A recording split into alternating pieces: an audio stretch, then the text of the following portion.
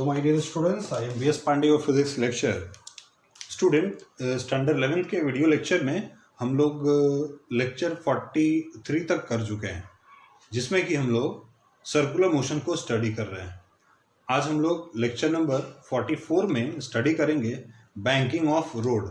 Last class में हम लोग बेसिकली देखे थे बेंडिंग ऑफ साइकिलिस्ट, और उसी से रिलेटेड जो हमारे पास जो क्वेश्चन था, जो कि क्वेश्चन बनेगा, वो ये क्वेश्चन था कि अगर कोई फ्लाइट अपने विंग को बेंड करता है, यानी कि जब टर्न ले रहा होता है तो अपने विंग को बेंड करता है, किसी एंगल से बेंड करता है, तो कितने एंगल पे उसको बेंड करना और किस स्पीड से वो चल सकता है उस पर्टिकुलर एंगल पे, ये सब हम लोग देखे थे. ठीक है, तो आज हम लोग स्टार्ट करते हैं बैंकिंग ऑफ रोड. इसका बहुत सारा नाम हो सकता है, अगर आप पढ़िएगा तो वियर एंड टियर करके दिया जाएगा. बैंकिंग ऑफ रोड में सुपर एलिवेशन ऑफ रोड होगा. मतलब कि जब आप राउंड अबाउट गोलंबर पे अगर ध्यान से देखे होंगे गोलंबर पे, तो आपको ये बैंकिंग दिख जाएगा. कैसे, तो इसको डिटेल से समझते हैं लेक्चर नंबर 44 में. ठीक है स्टूडेंट, चलिए स्टार्ट करते हैं. लेक्चर 44 क्या पढ़ रहे हैं हम लोग? Circular motion. कोशिश करेंगे कि अगले लेक्चर से स्टूडेंट हम लोग नॉन यूनिफॉर्म सर्कुलर मोशन है कि सर्कुलर मोशन को वर्टिकल प्लेन में स्टार्ट करें. ठीक है, बहुत दिन ये चला लेक्चर. चलो भाई, तो आज हम लोग स्टार्ट करने जा रहे हैं banking of road. Banking of road, जैसा कि हम बताएं, इसका बहुत सारा हेडिंग हो सकता है. जैसे सुपर एलिवेशन हो सकता है. ठीक है, मतलब ये रोड को एलिवेट किया जाता है तो सुपर एलिवेशन हो सकता है, या बैंकिंग ऑफ या बेंडिंग ऑफ व्हीकल. अब देखो ये कहाँ दिखता है, तो राउंड अबाउट पे गोलंबर, जो गोलंबर होता है ना, आप गोलंबर पे देखोगे, गोलंबर पे तो रोड जो होता है वो फ्लैट नहीं होता है. रोड हल्का सा है ना, हल्का सा वो बैंक किया रहता है, मतलब उठा हुआ रहता है, एलिवेटेड रहता है. तो वो एलिवेटेड क्यों होता है? जनरली ऐसा मिसकंसेप्शन होता है कि जो वाटर वगैरह लॉगिंग होता वो आसानी से बेस में जो कि नाली बना होता है उसमें चला जाए. ऐसा कुछ नहीं होता. ये बैंकिंग इसलिए दिया जाता है ताकि जब व्हीकल टर्न ले तो बाहर की तरफ सेंट्रीपिटल या बाहर की तरफ जो सेंट्रीफ्यूगल फोर्स है उसको बैलेंस करने के लिए रोड थोड़ा सा बैंक कर दिया जाता है. अब कैसे वो बैंक करके बैलेंस किया जा सकता है, इसको हम लोग समझते हैं. तो फिलहाल हम लोग यहाँ पे बैंकिंग ऑफ रोड में डायग्राम से ये देखते हैं. जैसे मान लो ये हमारा रोड है ना, इसको तुम विजुअलाइज करो तभी फील होगा ना, तभी ये कैलकुलेशन तुमसे हो पाएगा. तो रोड जो है ये सर्कुलर, ये कुछ तरह से, तो रोड को बैंड किया हुआ है थोड़ा सा. अब बहुत छोटा सा एंगल दिखाएंगे तो तुमको समझ में आने से रहा है, इसीलिए हम क्या करते हैं ना, इतना हम दिखा रहे हैं. रोड कुछ इस तरह से बैंड है, इतना उठा हुआ है, मतलब ग्राउंड लेवल से इतना रोड को उठा दिया गया है थीटा एंगल से.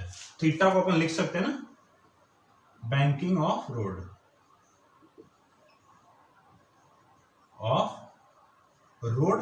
या इसको आप एलिवेशन कह सकते हैं, जो हमने एलिवेशन दिया.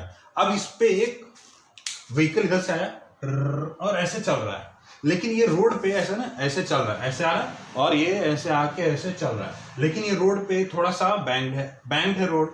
तो नॉर्मल जो इसका ऊपर होता, अब नॉर्मल ऊपर होने के बजाय इधर की तरफ होगा. ये व्हीकल है मान लो,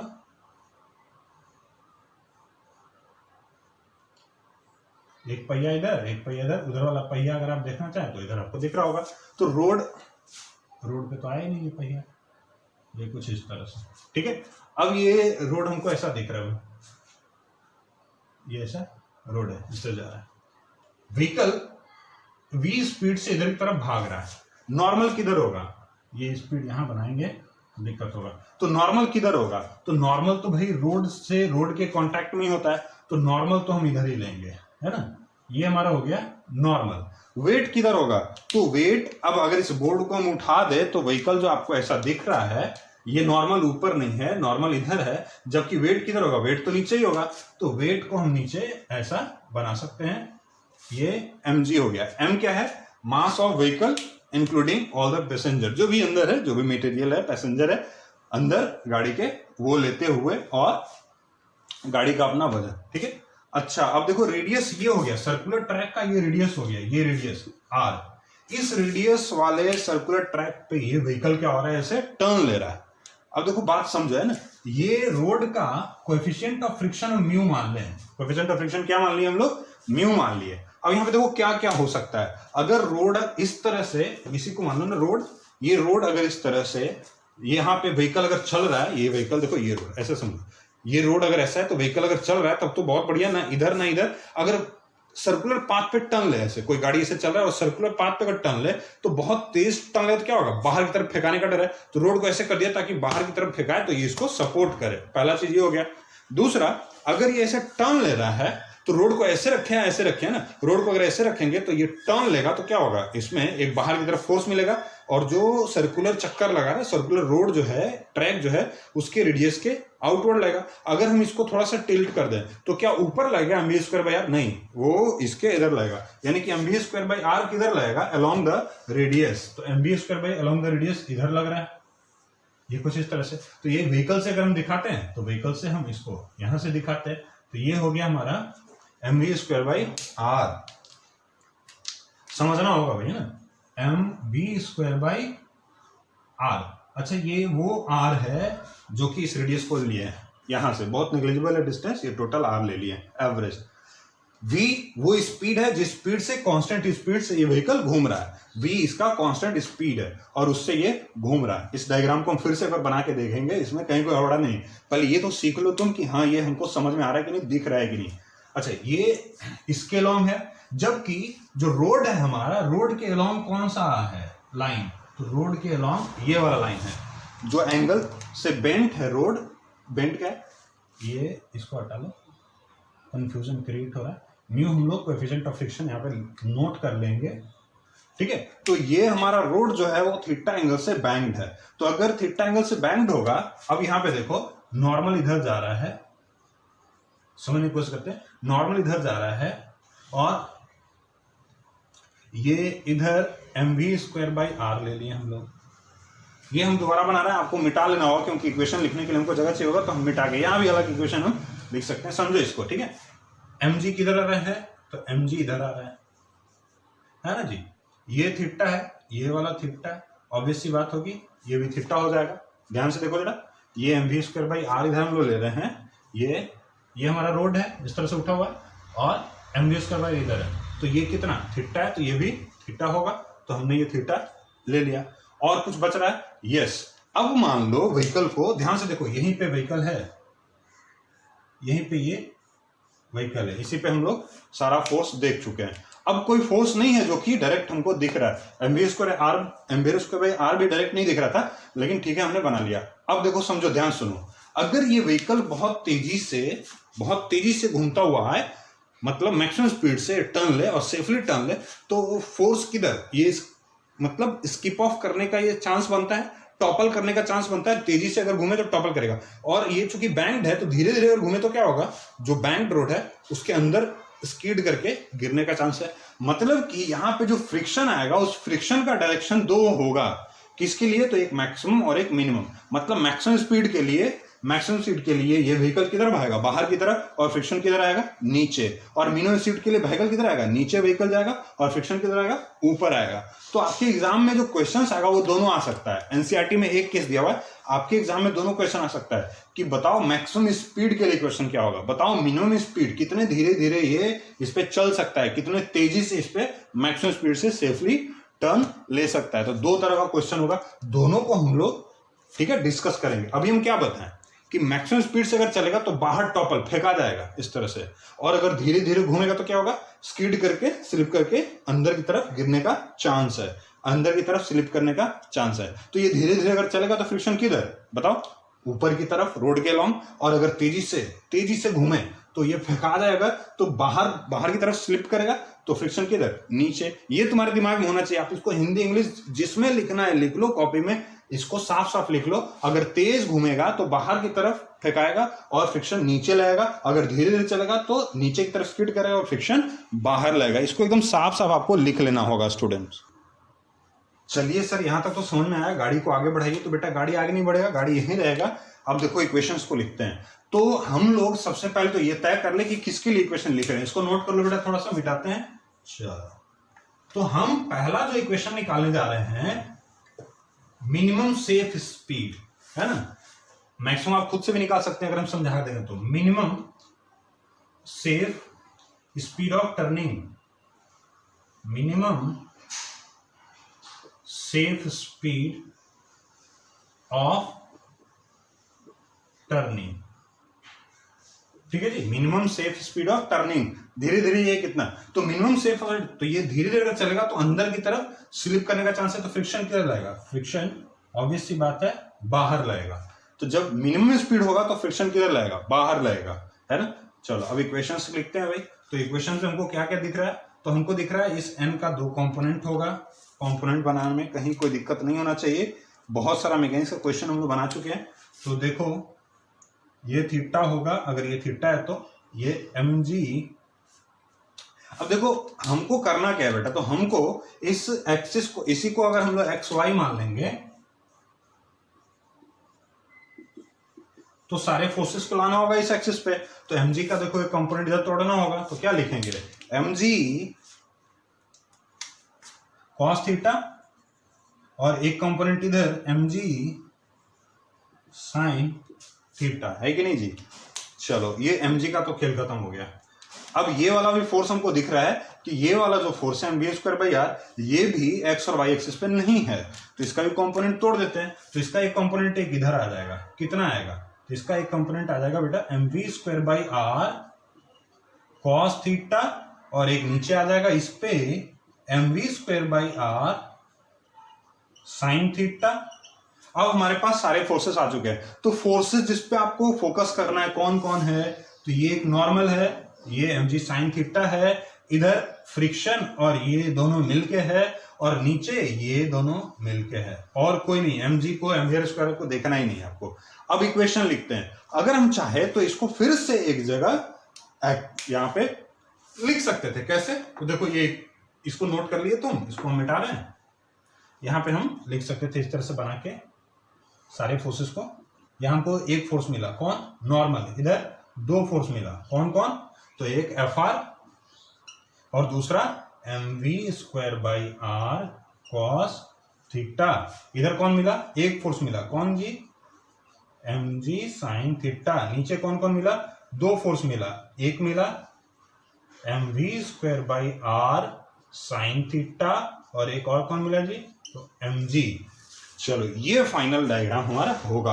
अब हम इसका यूज करेंगे, काइंडली आप इसको ड्रॉ कर ले, ताकि जगह हमको चाहिए तो हम इसको मिटा सके, ठीक है। आप इसको ड्रॉ कर लीजिए, अच्छे से देखिए, इत्मीनान से देखिए कैसे कैसे आ गया सर। अच्छा भाई, अब देखो इसी का यूज करेंगे मैक्सिमम के लिए भी। फिलहाल हम लोग minimum safe speed of turning निकालने जा रहे हैं, तो हम इसको मिटा सकते हैं। अब क्या करना है सर, तो अब तो आपको केवल इक्वेशन लिखना है। तो अगर आप इक्वेशंस लिखना जानते हैं तो इक्वेशन लिख के और v का वैल्यू निकाल सकते हैं। पहले y एक्सिस पे इक्वेशन लिखो बेटा, पहले y एक्सिस पे इक्वेशन लिखो। तो देखो तो ध्यान से, जो हमने y एक्सिस डिसाइड किया था, कहां हमने डिसाइड किया था, तो ये हमने डिसाइड किया था कि ये हमारा y एक्सिस होगा और ये हमारा x एक्सिस होगा, यही हमारा पॉजिटिव। तो क्या व्हीकल y एक्सिस पे मूव कर रहा है, ऐसा हवा में थोड़ी उड़ेगा व्हीकल, नहीं। तो y एक्सिस पे नेट फोर्स क्या होगा, 0, सिग्मा Fy किसके बराबर होगा, 0। तो उस केस में क्या n बराबर हो जाएगा किसके, n equals to mv²r sin theta plus mg, यहाँ कुछ छूट रहा है ना, yes, mg cos theta, mg cos theta, ये n आ गया। अब x एक्सिस पे देखो, तो क्या सेफ टर्न लेने के लिए x एक्सिस पे व्हीकल मूव करना चाहिए, नहीं, ना बाहर जाना चाहिए ना अंदर आना चाहिए। मतलब ये फोर्स इस दोनों फोर्स से क्या होगा, बैलेंस होगा। मतलब sigma Fx should be also equals to 0। अब यहां पे क्या लिखेंगे, तो mg sin theta equals to mu n, n क्या है भाई, नॉर्मल हो गया, म्यू क्या है, कोएफिशिएंट ऑफ फ्रिक्शन है रोड और टायर के बीच में, mu n plus mv²r cos theta. अब यहां से तो बेटा कैलकुलेशन है, जिनका मैथमेटिक्स स्ट्रॉन्ग मजा आ जाएगा, जिनका मैथमेटिक्स कमजोर उनको ध्यान से देखते रहना होगा, ऐसा नहीं कि उनको मजा नहीं आ रहा है। mg sin theta is equal to mu, n का वैल्यू यहां से रख दिया जाए तो ये हो जाएगा mv² sine theta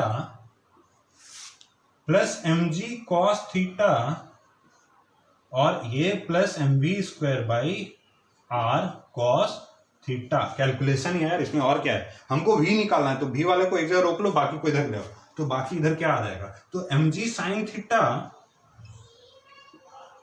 minus mu mg cos theta इधर आ जाएगा, म्यू mg कॉस थीटा इधर आ जाएगा, इधर क्या बचेगा, तो mv²r यहां भी है, यहां भी बाहर निकाल दो इसको, mv²r दोनों में था, बाहर निकल गया, तो यहां क्या बचा, म्यू साइन थीटा और यहां क्या बचा कॉस थीटा, तो mu sine theta plus cos theta.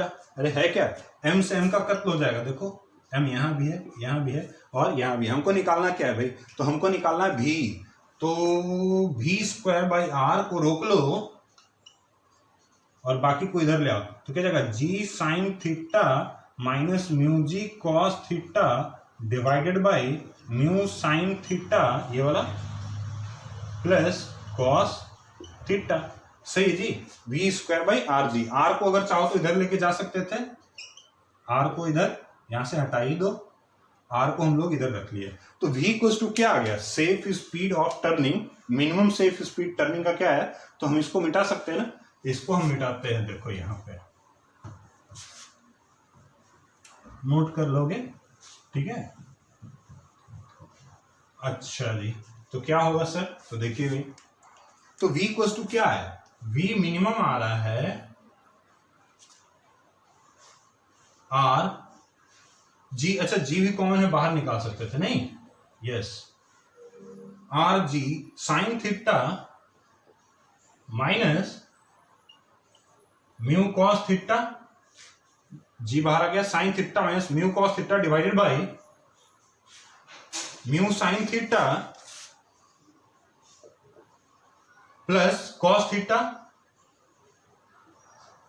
ऐसा लिख सकते क्या, और स्क्वायर हटा तो आ गया रूट अंडर, तो ये क्या हमको मिला, minimum speed, minimum safe speed of turning. इसका एनालिसिस करो ताकि ये यहीं पे याद हो जाए।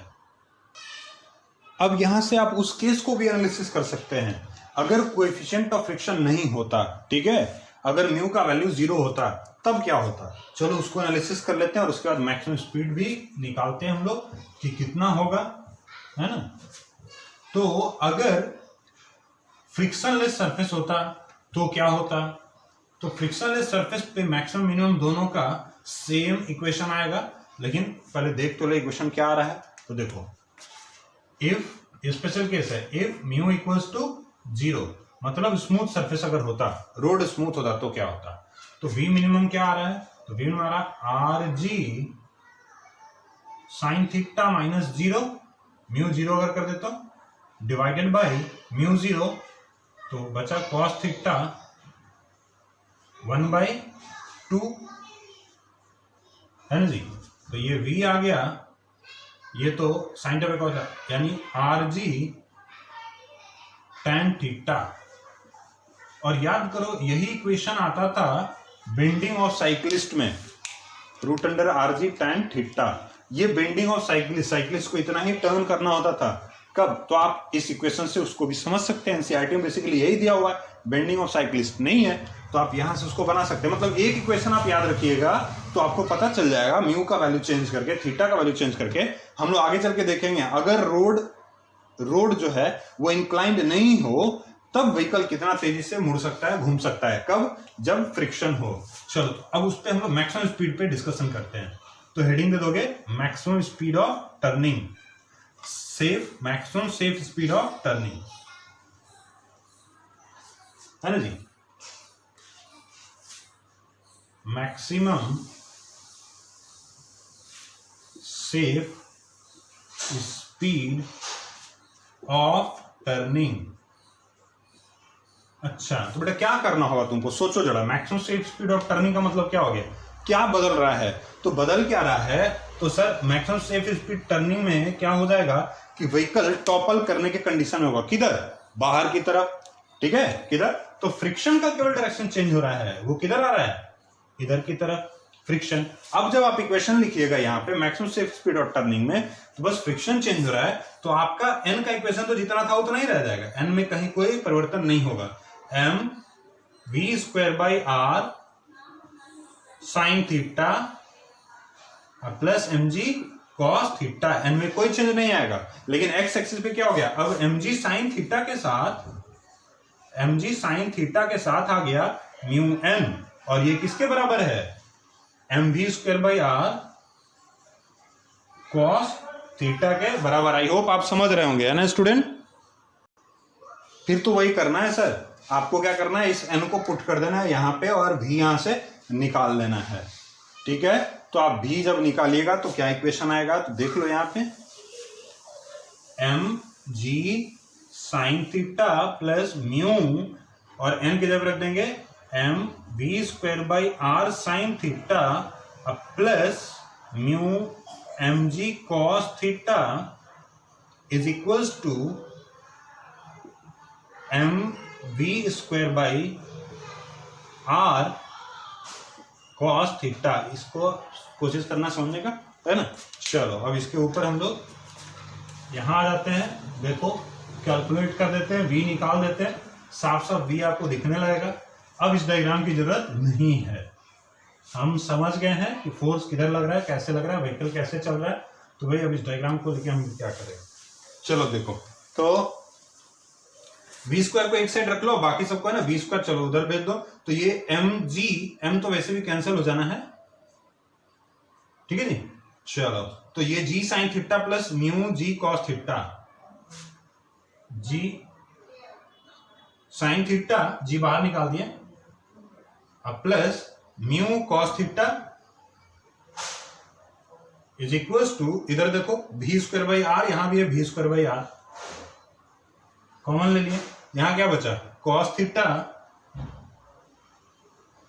माइनस, ये आएगा तो उधर माइनस होगा, mu sine theta, mu sine theta. चलो भाई, तो वी स्क्वायर निकालना हमको, तो ये हो जाएगा v square by r is equals to g sine theta plus mu cos theta divided by cos theta minus mu sine theta, mu sine theta. चाहो तो इस आर को उधर भेज दो जैसे हम लोग लिखे थे, तो डायरेक्ट इक्वेशन क्या हो जाएगा, आर जी, अब भी इक्वल्स टू हो जाएगा R G sine theta plus mu cos theta divided by cos theta minus mu sine theta, ठीक है जी, रूट अंडर। अब फिर से यहां पे आप उसको डिस्कशन कर सकते हैं, उस केस को। अगर म्यू का वैल्यू, अच्छा म्यू और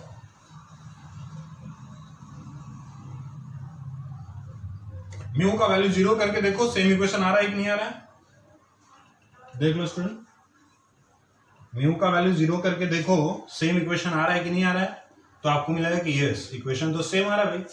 यहां से एक और हम लोग केस स्टडी करेंगे, एक क्वेश्चंस को भी डिस्कस करेंगे। इससे पहले म्यू चेक कर लो, म्यू 0 करके, चलो तो देखो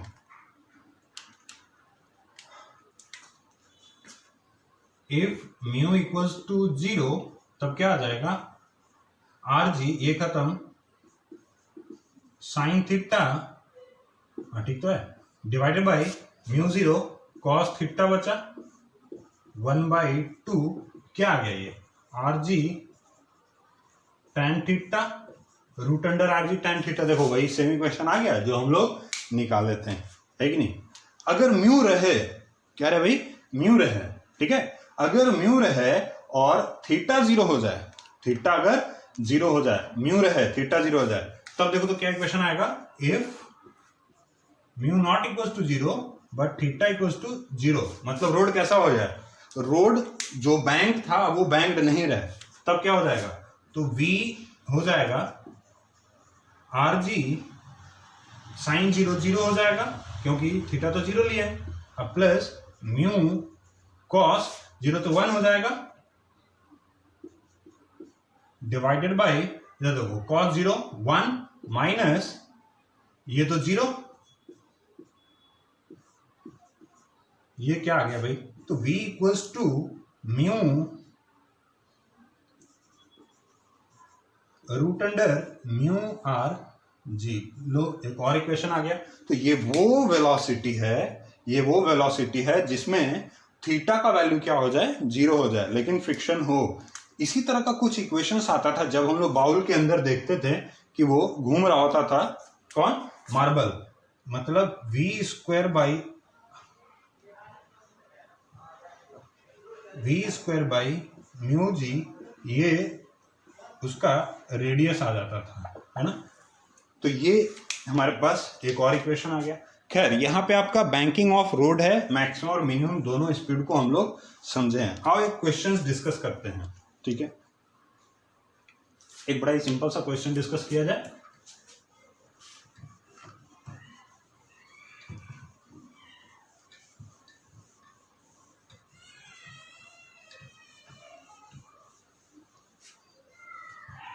अगर आप ब्रेकर को देखे होंगे ध्यान से, स्पीड ब्रेकर जो होता है, रोड पे स्पीड ब्रेकर जो होता है उसको आप देखे होंगे। हमारा बड़ा ही सिंपल सा एक क्वेश्चन है, हम अब वो क्वेश्चंस पहले आपके दिमाग में छोड़ देते हैं, ठीक है। तो वो क्या है भाई, तो सिंपल सा मेरा क्वेश्चन ये है कि एक हमारा स्पीड ब्रेकर ऐसा है रोड पे, ठीक है, और एक स्पीड ब्रेकर हमारा ऐसा है। ऑब्वियस सी बात है, अगर इसका रेडियस R1 ले ले, इसका रेडियस R2 ले ले, तो हमको साफ साफ दिख रहा है R2 जो है वो बड़ा है R1 से। अब यहां से अगर एक कोई व्हीकल पास कर रहा हो, ठीक है, ऐसा नहीं कि आप दोनों रोड नहीं देखें, आप देखे होंगे गांव वगैरह में या गली वगैरह से गुजरते होंगे लेन वगैरह में, तो लोग अपने घर के सामने बड़ा बड़ा ब्रेकर बना लेते हैं, ऊंचा ब्रेकर बनाते हैं, ताकि मतलब व्हीकल को स्लो करके चलना पड़े। ऊंचा तो इतना बना लेते हैं कभी कभी कि गाड़ी को उतर के ही पार कराना पड़ता है इस ब्रेकर को। तो यहाँ पे रेडियस क्या है, कम है, यहाँ का रेडियस क्या है, ज्यादा है। चलो भाई, कौन ज्यादा डेंजरस है, ठीक है।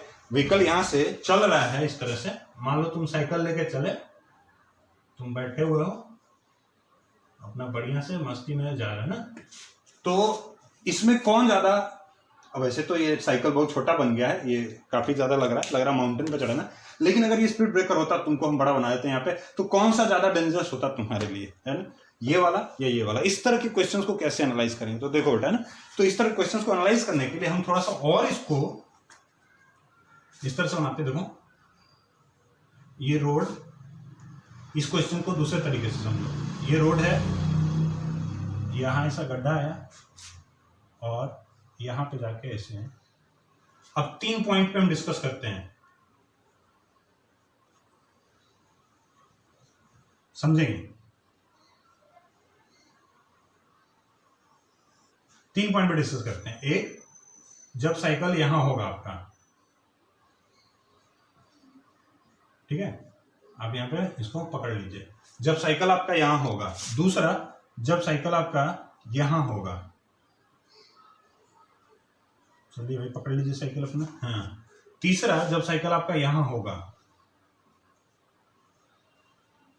पकड़ लीजिए भाई साइकिल, हाँ। चलो तीसरा, 3 पॉइंट है हमारे पास, A B C, ठीक है। तो ज्यादा फोर्स कहां मिलेगा, इसको समझो, इसको समझ लोगे, इसका आंसर अपने आप निकल जाएगा, ठीक है।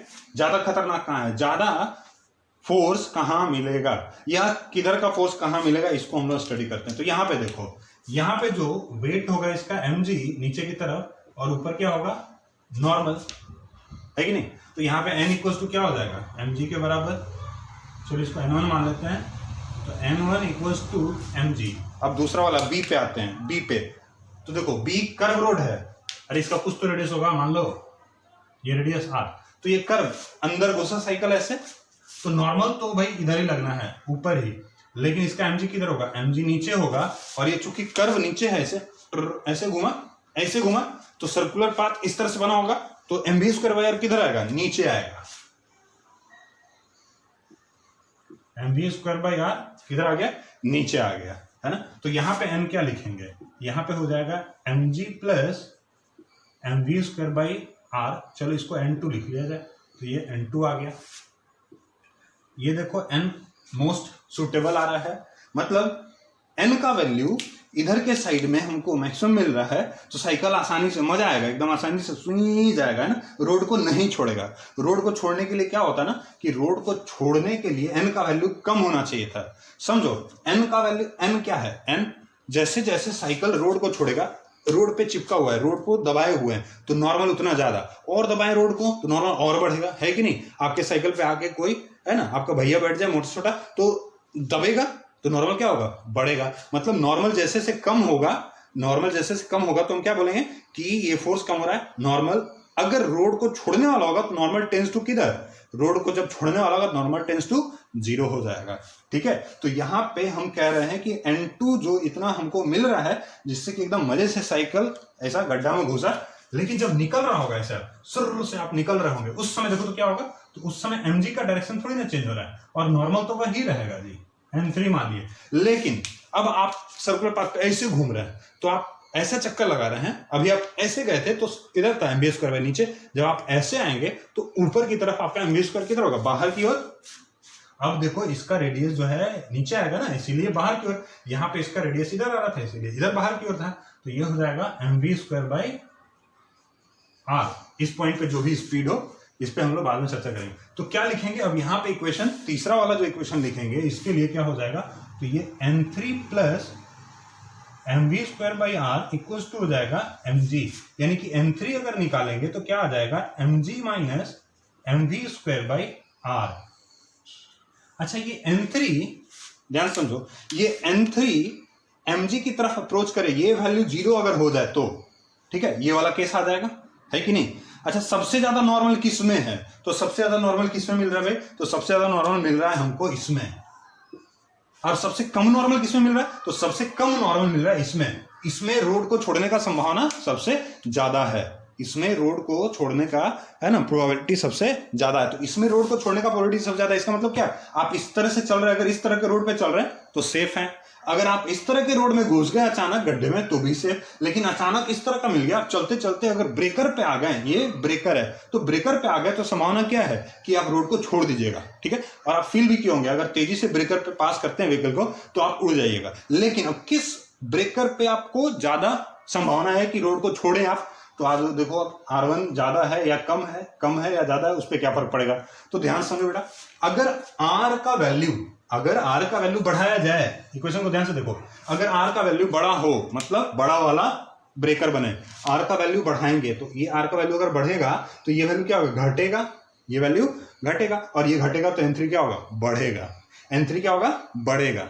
अरे नहीं समझा, फिर समझो, अगर इस R का वैल्यू बढ़ाएं, ठीक है, R का वैल्यू अगर हम लोग बड़ा करें, R का वैल्यू क्या करें, बड़ा करें, तो R का वैल्यू अगर बड़ा करेंगे तो ये वैल्यू क्या होगा, छोटा होने लगेगा, ये छोटा होने लगेगा, R बढ़ेगा तो ये छोटा होने लगेगा, और ये अगर छोटा हुआ तो mg में से कम वैल्यू घटेगा। इतना बड़ा ये हो जाए कि ये नेग्लेक्ट अगर कर दिया जाए तो m3 किसके बराबर, mg के बराबर, सेफ नहीं। तो R का वैल्यू अगर बड़ा होगा और m3 क्या होगा, ये जैसे से R बड़ा होगा ये छोटा होगा, और n3 क्या होगा, बड़ा होने लगेगा। तो बड़ा होगा तो क्या होगा, आप सेफ हो जाएगा। लेकिन इस तरह के ब्रेकर में, इस तरह का जिसका रेडियस कम हो जाए, तो ये वैल्यू अगर कम होगा, ये वैल्यू क्या होगा, छोटा होगा, तो ये वैल्यू बड़ा होगा, और ये वैल्यू बड़ा होगा तो n3 क्या होगा, छोटा होगा। यानी कि अप्रोच कर रहे हैं किधर, आप 0 की तरफ। मतलब कि इस ब्रेकर पे अगर आप जाइएगा तो ट्विंग से आप छूट जाइएगा, है ना। यहाँ पे आपका जल्दी संपर्क छूटेगा, यहाँ पे आपका धीरे धीरे छूटेगा। मतलब कि ज्यादा डेंजरस कौन सा है हमारे लिए, स्पीड ब्रेकर, ये आप समझ गए होंगे। खैर इस तरह से हम लोग एनालिसिस किया। आज हम कोई क्वेश्चंस नहीं किए स्टूडेंट, न्यूमेरिकल क्वेश्चन नहीं किए। अगले क्लास में हम लोग डायनेमिक्स पे चलेंगे और वर्टिकल सर्कल में सर्कुलर मोशन को, वर्टिकल प्लेन में सर्कुलर मोशन को स्टडी करेंगे, और कुछ हम लोग क्वेश्चंस को देखेंगे। ठीक है मेरे स्टूडेंट्स, तो आज के लिए इतना ही, लेक्चर नंबर 44 में। Thank you very much.